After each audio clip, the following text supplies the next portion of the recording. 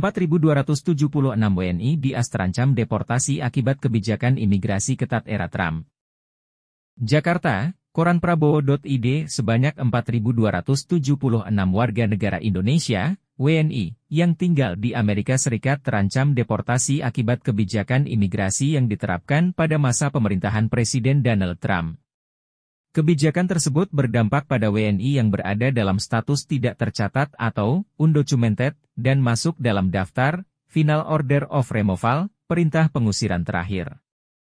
Direktur Perlindungan WNI dan Badan Hukum Indonesia Kementerian Luar Negeri, Kemlu, Juda Nugraha, mengungkapkan informasi yang diterima Perwakilan Republik Indonesia pada 24 November menyebutkan bahwa angka tersebut tercatat dalam daftar pengusiran terakhir.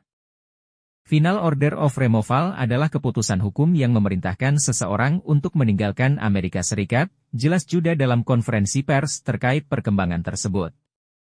Menurut Juda, meski terdaftar dalam perintah pengusiran terakhir, para WNI ini tidak berada dalam penahanan.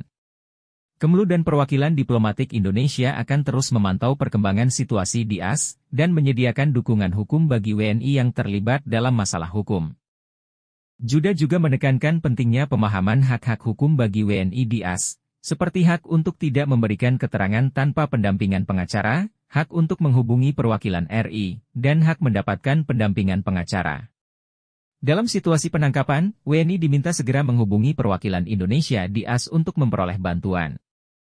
Selain itu, Juda mengungkapkan bahwa dua WNI, yaitu TRN dan BK, telah ditahan oleh otoritas AS. TRN ditangkap di Atlanta pada 29 Januari, sementara BK ditahan di New York pada 28 Februari.